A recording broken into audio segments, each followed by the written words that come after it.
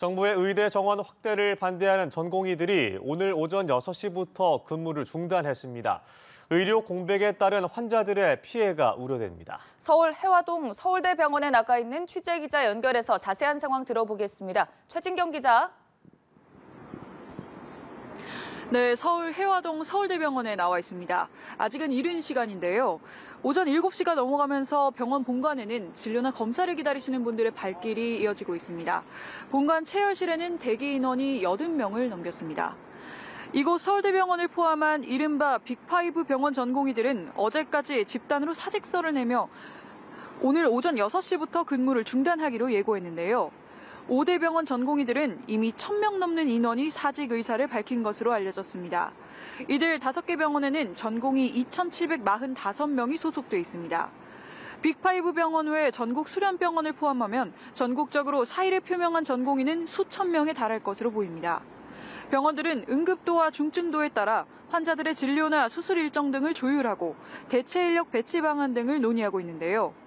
일부 병원에서는 전공의들이 일찌감치 현장을 떠나면서 암수술, 출산, 디스크 수술 등 긴급한 수술이 취소되거나 연기되는 사례가 속출하고 있습니다.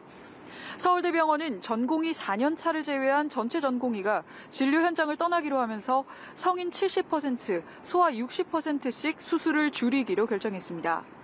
대부분 병원은 가용할 수 있는 인력이 제한적일 것으로 보고 응급 위중한 수술에 우선순위를 두고 있습니다.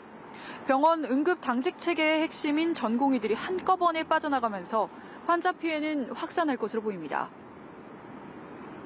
이런 상황에서 정부도 전공의들의 집단 행동에 단호한 입장이지 않습니까?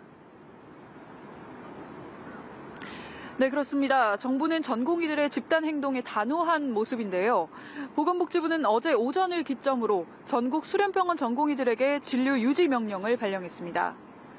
복지부는 현장 점검에서 진료 업무를 이탈한 전공의에 대해 업무 개시 명령을 내리고 이에 응하지 않으면 의사 면허 정지 등 조치하고 고발할 계획입니다. 앞서 정부는 의협 지도부 2명의 의사 면허 정지 행정처분에 관한 사전 통지서를 등기 우편으로 발송했습니다. 하지만 의협 측도 정부의 압박에 굴복하지 않겠다는 입장이어서 강대강 대치는 이어질 전망입니다. 대한전공의의협회는 오늘 낮 의협회관에서 긴급 임시 대의원 총회를 개최하고 대응 방안을 논의할 예정입니다. 정부는 현장의 의료 공백을 막기 위한 방안들을 마련했는데요. 전국 12개 군병원 응급실을 오늘부터 민간에 개방하고 서울 의료원 등 공공병원 97곳도 사태 악화에 대비하고 있습니다. 또 필요할 경우 병원급을 포함한 모든 의료기관에서 비대면 진료도 전면 허용할 방침입니다. 정부는 광역 응급상화실 4곳을 조기 가동하고 응급의료기관의 24시간 응급실 운영 여부를 점검합니다. 진료 차질로 피해를 본 경우 국번 없이 119로 전화하면 피해 사례를 상담받을 수 있습니다. 지금까지 해화동 서울대병원에서 연합뉴스TV 최진경입니다.